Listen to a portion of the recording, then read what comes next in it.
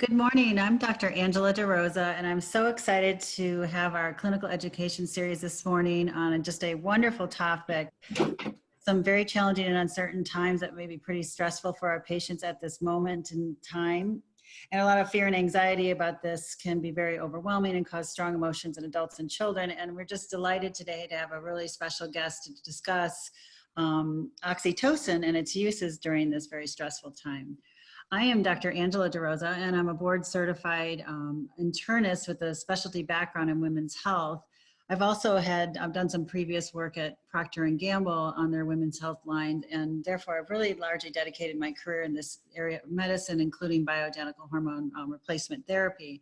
But you can read through all of my credentials, but then one of the most exciting and most honorable roles that I've recently undertaken is becoming Belmar's medical director. And it's just been such a delight to work with the whole team, and in particular having the opportunity to do these clinical education series so I can really meet a lot of fabulous providers who are doing some interesting work in this space. And to that end, I have the pleasure of introducing today's speaker, Paul Battle, who is just a terrific human being and also very, very talented.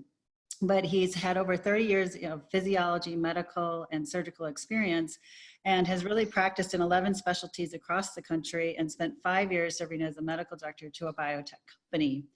He's received advanced certification in bioidentical hormone therapy from Dr. Neil Rosier, one of the world's leading experts on hormone therapy.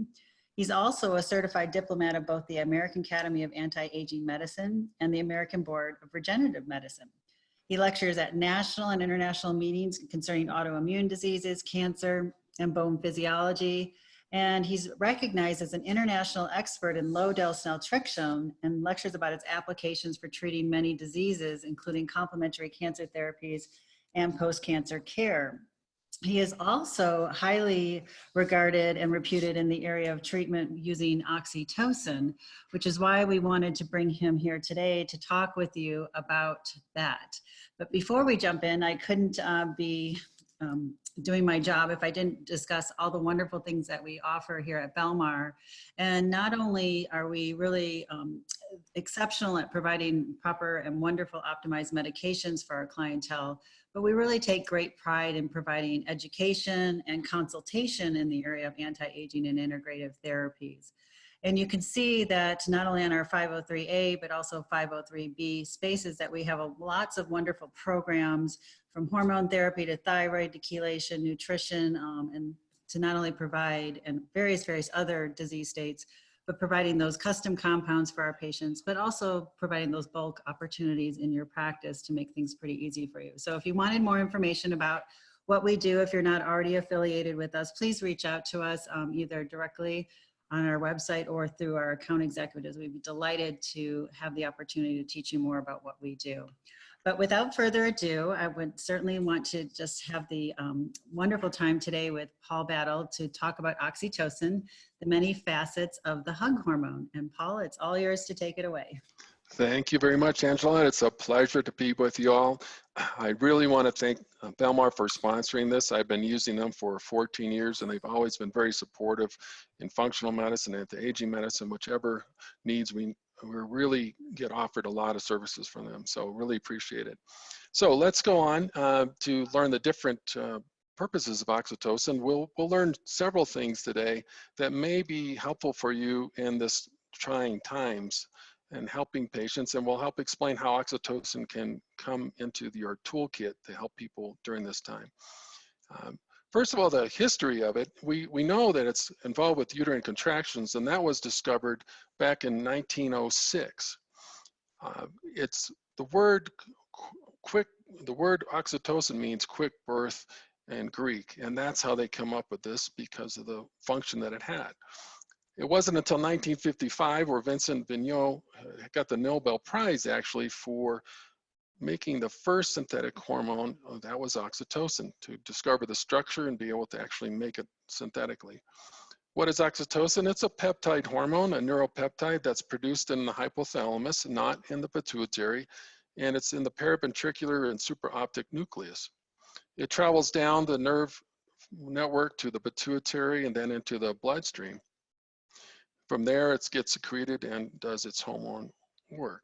Vasopressin is another peptide that's very similar. It's only a couple amino acids different than oxytocin. So you do have to keep that in mind if people are getting side effects. There might be some crossover stimulation of the oxytocin receptors with vasopressin.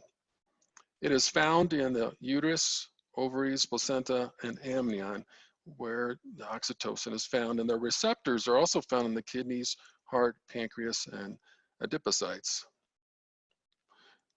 The function of oxytocin, well, we know the common function we know with Pitocin, it's used to stimulate uterine contractions when you're having failure to progress in birth.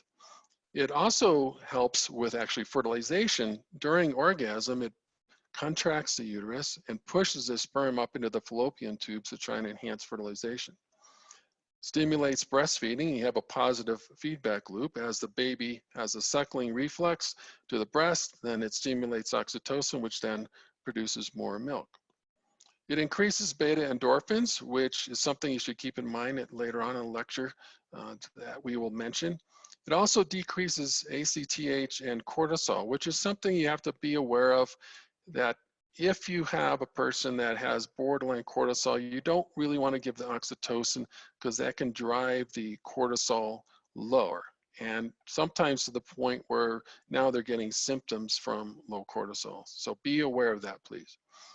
It also decreases amygdala activity, which is your kind of switching station for your emotions and decision-making processes. And at that point, it can help decrease anxiety, which is handy during this COVID time.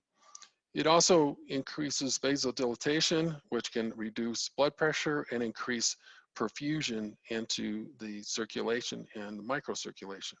It can reduce appetite, and it enhances bonding between individuals, and I'll explain that later on in the lecture. What are the physiologic functions of oxytocin? There's a lot, especially when people are at home now these days, and they apparently, from what Belmar tells me, a lot of the sexual supplements and hormones are really going through the roof right now. This would help with sexual function because it helps with sexual arousal, helps with sex drive. It increases sensitivity on the penis and the clitoral region, and it increases orgasmic pleasure with both sexes, but in particularly the female. She can actually have an orgasm, as we know some women don't very easily, and they can actually have multiple orgasms from the oxytocin. You also get that post-coital male grogginess. You know, the picture where the guy has a tendency to want to fall asleep after having an orgasm. That responsible hormone is oxytocin. It also helps with pain reduction, reduces anxiety, as I mentioned above, and increases the trust in others, but also it may increase jealousy. So it does increase the bonding, but sometimes, depends on the personality of the patient, they can actually get to develop more of a jealous pattern, more possessiveness. So you have to be a little aware, counsel the patients that, yes, it will help the bonding, but be aware of this jealousy emotion that can pop up. Now, what are some of the symptoms of low oxytocin? You can get sleep disturbance where you just are not falling asleep or staying asleep very well. You can get increased appetite, obviously get breastfeeding difficulties, and you can get these generalized aches and pains. They're not specific like to one joint or another. They're throughout the muscles and the joints, almost like a fibromyalgia kind of pattern. And you can have decreased uterine contractions for sure, and that's why we use Pitocin in the labor room. This is a assessment survey that Dr. Terry Hertog provides, and much of this lecture is from his book that's in the references. And it gives you kind of a guideline to screen for people on their physical and emotional survey, and they'll take this survey and then he'll add it up. I don't generally do a formal survey, I just from my interview and physical exam, but it's helpful to take a look at this when you get copies of it from the webinar, to just note it down and see what is the pattern that's associated with oxytocin deficiency on this survey. So what are some of the sexual symptoms of oxytocin deficiency? You guessed it, it can be reduced libido, it can be erectile dysfunction, you can get a smaller ejaculate volume, and some men will actually complain that they don't have quite the ejaculation force that they've had in the past. And the other thing is when men have low oxytocin, the sexual acts, sexual relations aren't really as intimate and emotional as one would like, as the partner actually a lot of times complains about. And so their sexual act is really more of a functional thing, like, yeah, I have to do this, but it's not really a loving kind of relationship. Women can get a vaginal dryness. They can have a lot of trouble with orgasm, spending an hour or so trying to get orgasm with a lot of different tricks and foreplay. This might help speed up the process.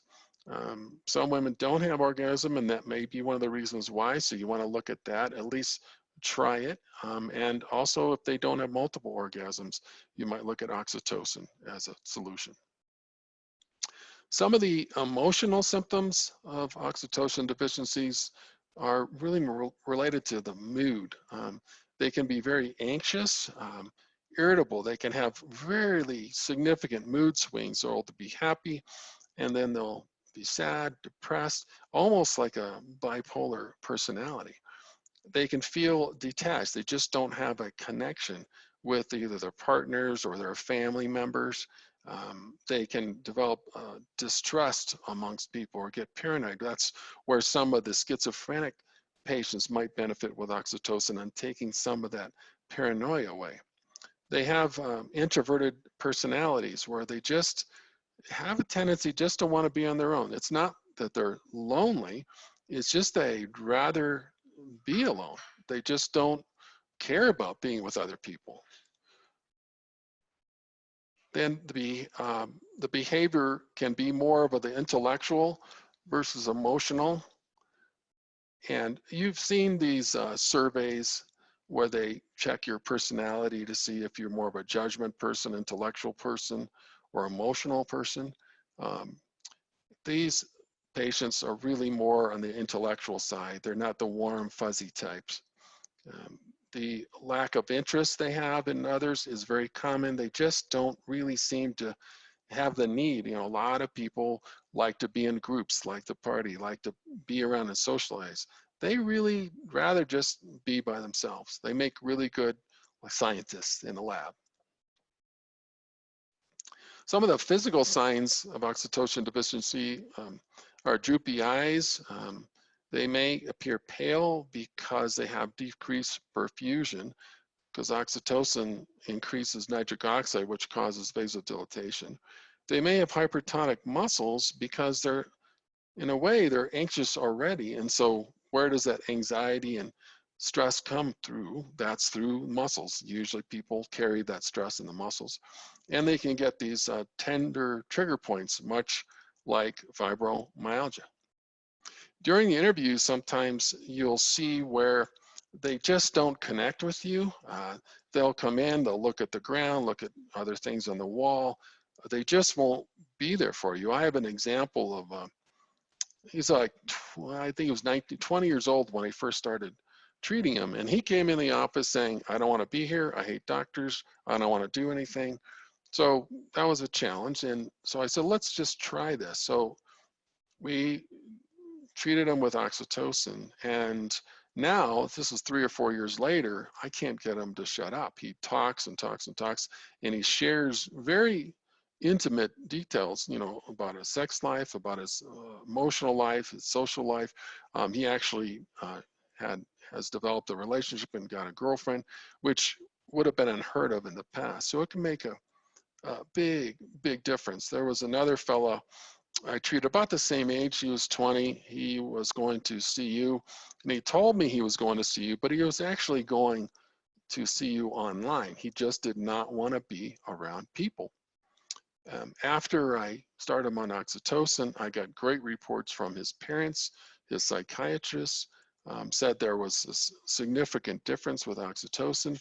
He actually got to the point where he would invite friends over. So that was a big step for him. So those are good examples of what you might experience when you first meet people with oxytocin deficiency. Now, when you're doing the laboratory values, the values are between 7 to 15 in the serum, where you want them to be ideally.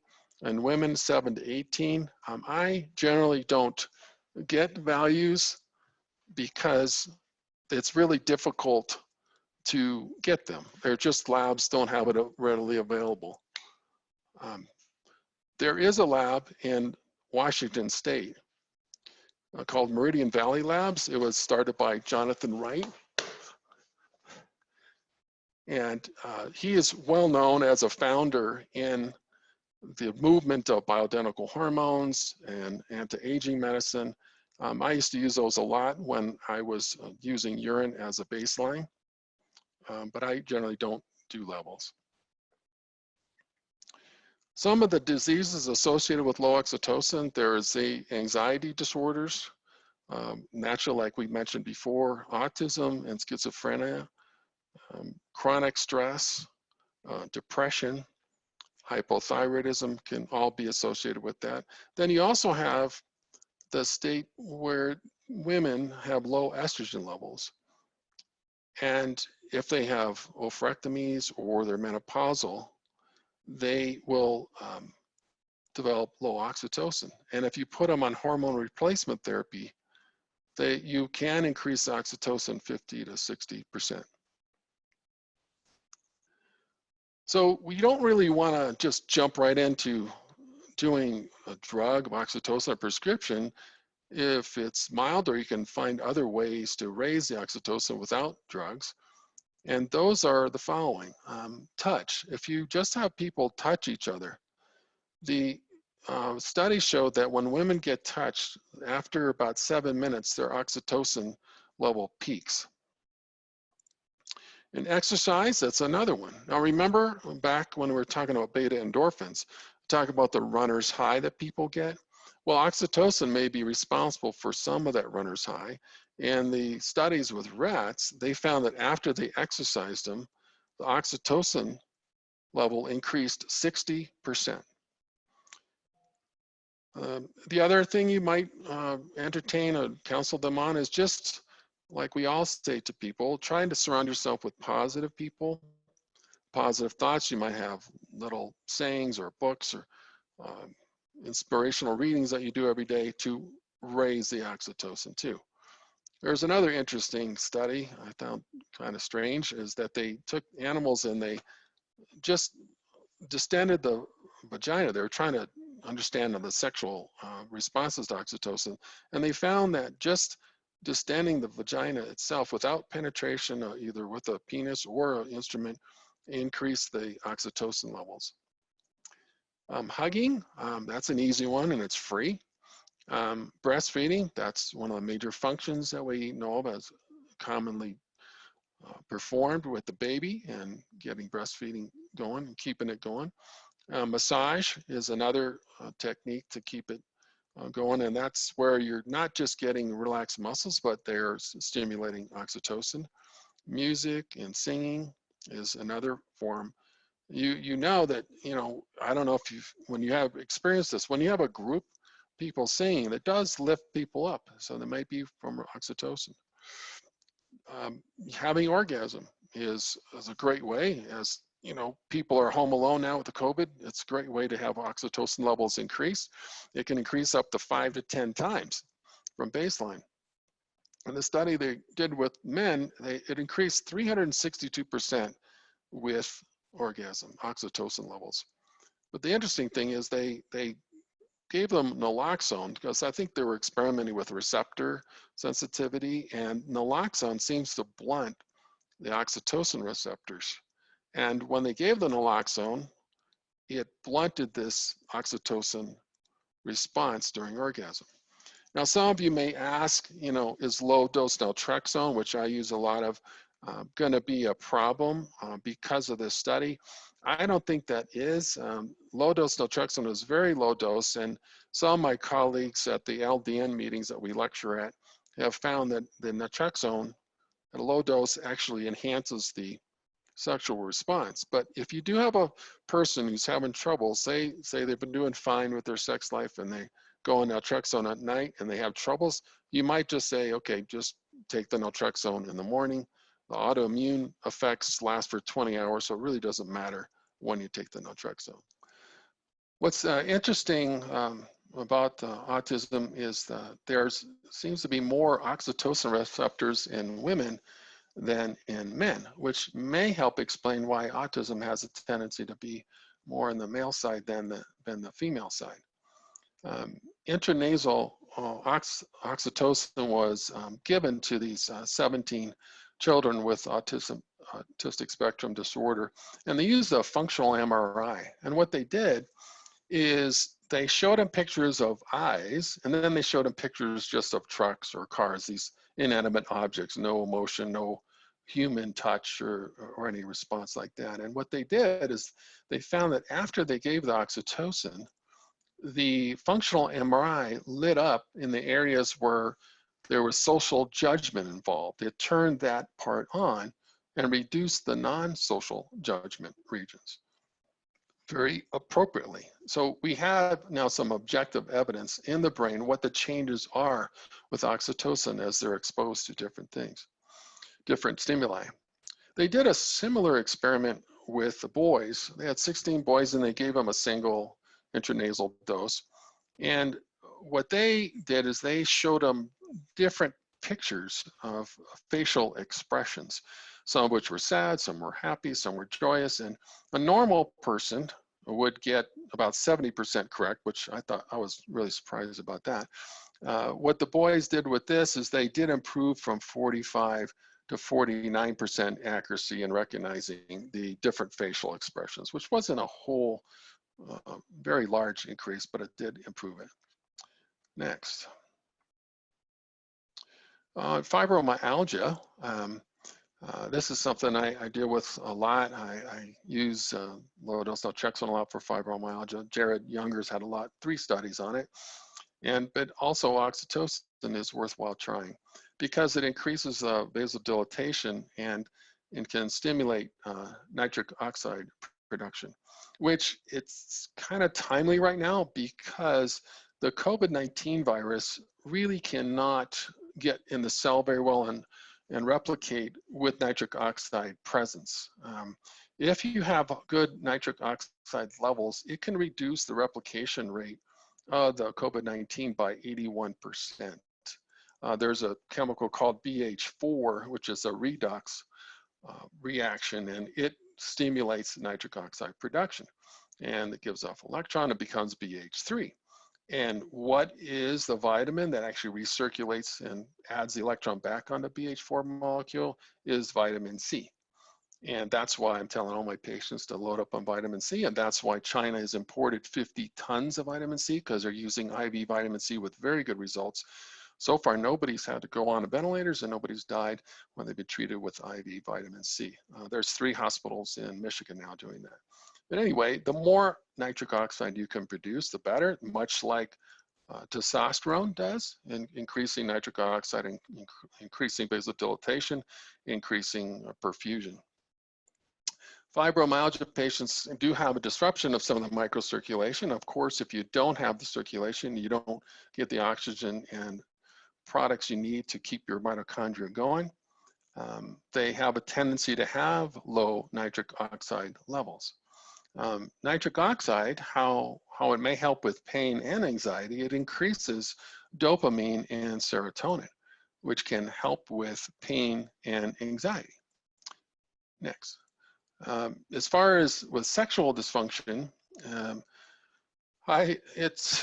the general consensus is 5 to 10 units within 2 hours of sexual encounter. I kind of go a little bit higher. I go to 25 units, and I usually tell them to 30 minutes to 45 minutes prior to sexual encounter, because the sublingual peaks pretty quick, and you want it to last for several hours and take advantage of that that time frame. How they came up with some ideas and some experiments to show that this works is they injected these rats in the epidural space with oxytocin. And what happened was they just had these spontaneous erections and ejaculations. They found also that the oxytocin receptors were dependent on magnesium and cholesterol. So if you're using, oxytocin and the patients aren't getting the response that they like, you want to make sure that their magnesium levels are good and their cholesterol levels aren't too low, obviously, because since those also make the sex hormones, the cholesterol is needed for the oxytocin receptors to work. So I don't really like people's cholesterol being below 150. So we all got to watch that, especially that might help explain why the statin agents are responsible for erectile dysfunction when you get rid of the cholesterol. Breastfeeding issues, I don't do that a lot. Don't deal with that, but it's 10 to 30 units per day, 1 to 3 inhalations twice a day.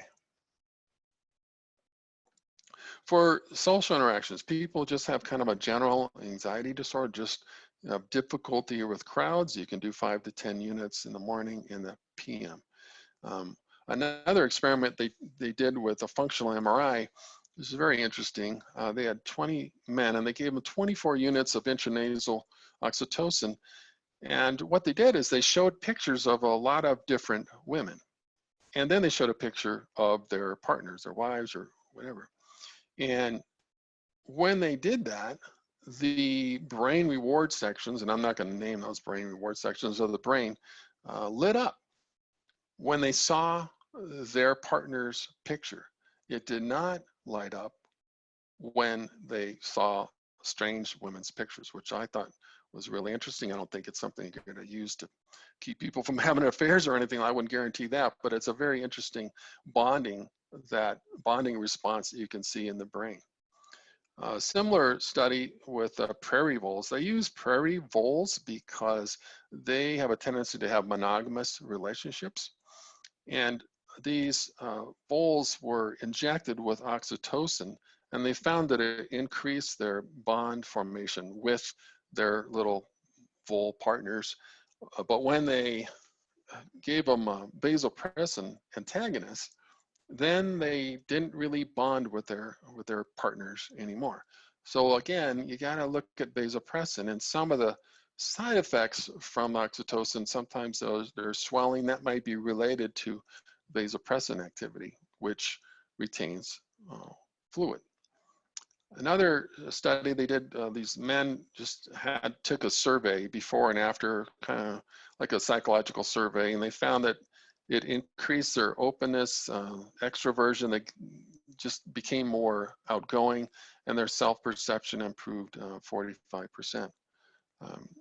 Then the other study they showed with mice that were genetically engineered, they didn't have oxytocin. And so they had what's called social amnesia, meaning they didn't really interact with the crowd, the other mice. They were kind of on their own and didn't really bond with any partner or anything like that. And after they treated it with oxytocin, it regained its social awareness and started bonding with the other mice. Next. So the summary here is at this time with COVID-19, I talked to Belmar on a lot of the sex supplements, sexual supplements have been going crazy, and people are home alone. So if they're having trouble with their sexual interpersonal relationships, it might be a good idea. Reducing the stress with oxytocin. Everybody's stressed right now about their jobs, their money, their businesses. Pain reduction. Some people have chronic pain. It's one thing you can give them for pain and stress reduction. In autism and schizophrenia, certainly if you can, like examples I told you about those girls, the twins, if they're out of control, imagine being cooped up with somebody that's out of control 24 hours a day and not being able to go anywhere. This way, it might help reduce the stress in the whole family. And then the other thing I mentioned at the cellular level, it increases nitric oxide production, which is great for the mood since it increases serotonin, and it might even have a little benefit. I'm not saying that's been shown or anything for the COVID virus. We do know nitric oxide does help with reducing the replication of the viral viruses in COVID-19 and SARS. So thank you very much for listening. I think we'll have some questions now. Yes, thank you so much, Paul. That was very, very informative, and I truly appreciated the additional information, as I'm sure our audience members have. There are several questions, so I'll just kind of start picking them off, and you can go ahead and answer them. But the first one comes in, it's how often does it affect in a negative way, strengthening bad memories or causing anxiety and fear? This is another thing you want to consider when you're prescribing oxytocin, because it does heighten the patient's awareness of their surroundings and behaviors in the past. That's what comes with low oxytocin. They don't really recall situations very well, very accurately. So if somebody has PTSD, they've had a traumatic event, sexual attack or bad accidents or in the war, you do want to be a little cautious about the oxytocin.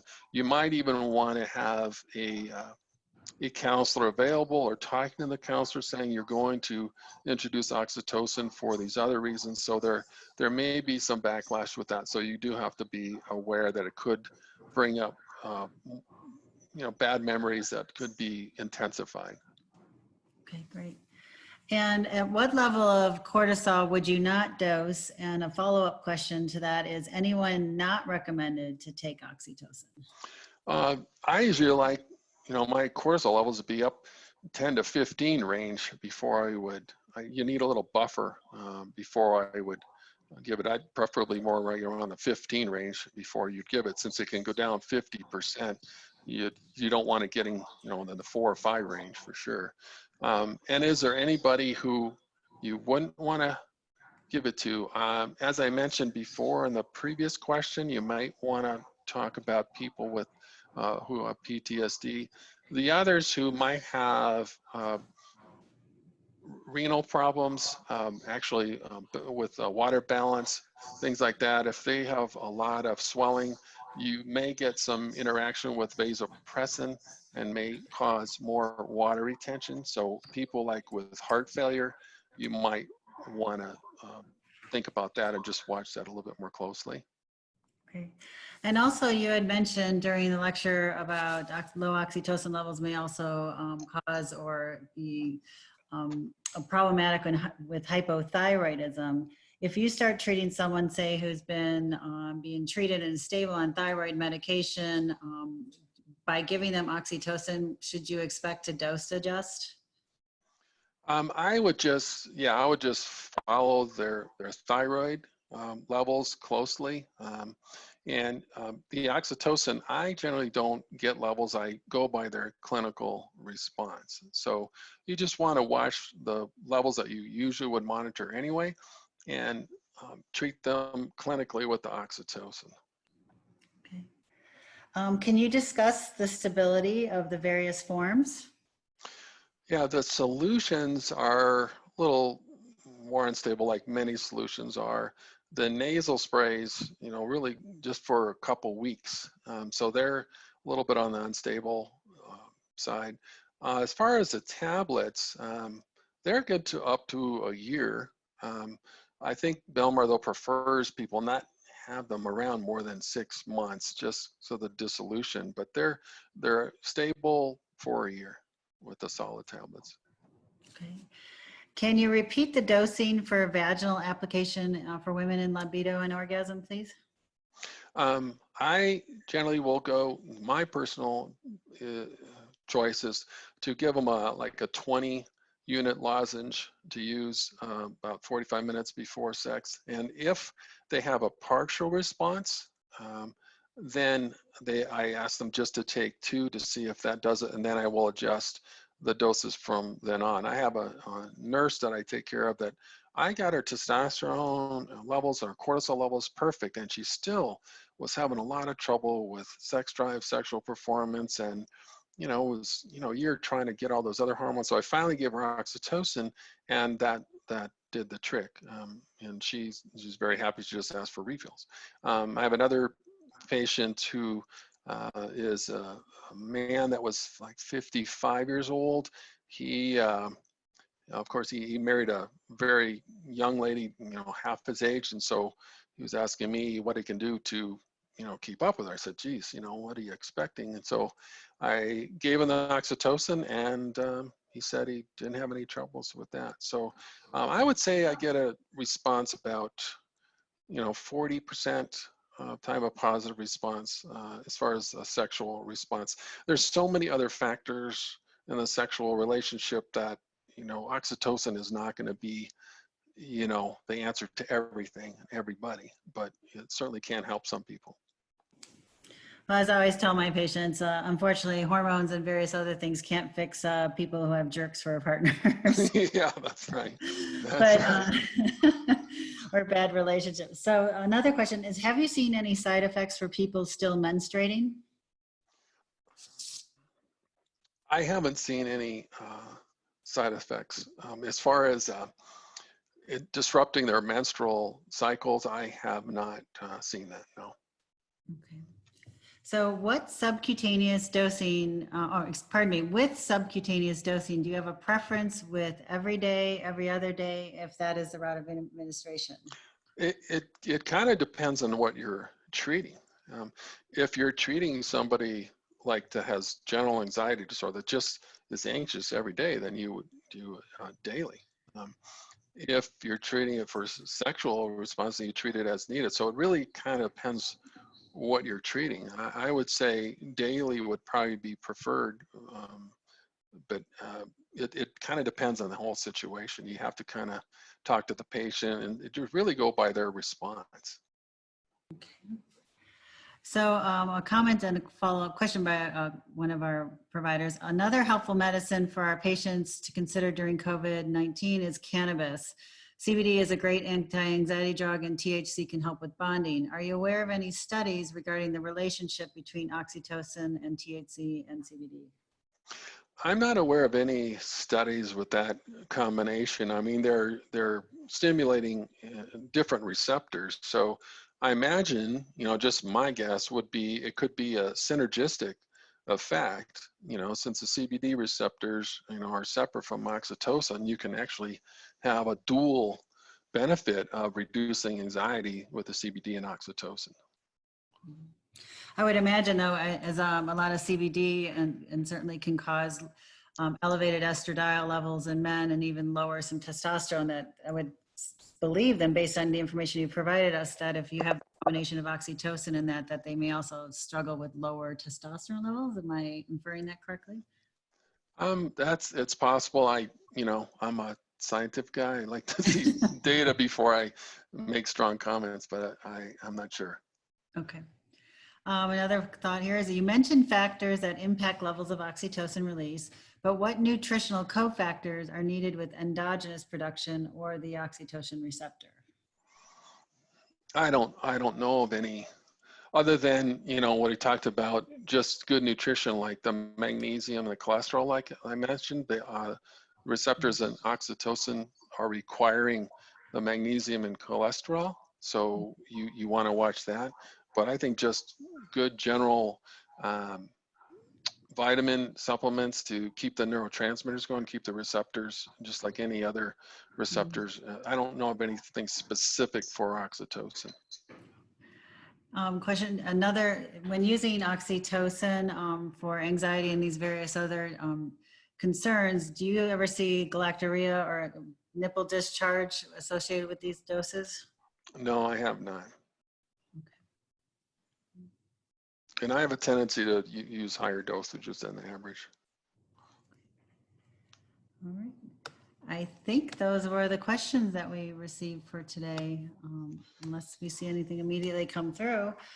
Paul, thank you so much for your time and energy and informing us of some great things here for consideration in our practices. We really appreciated it. And for all of you joining us on the webinar today, we really appreciate your time. And if there's any questions or concerns that you didn't get addressed during this presentation, please feel free to reach out to us either through their account executive or directly to Belmar. And we can certainly get that information to you if there's any outstanding questions or burning desires of information.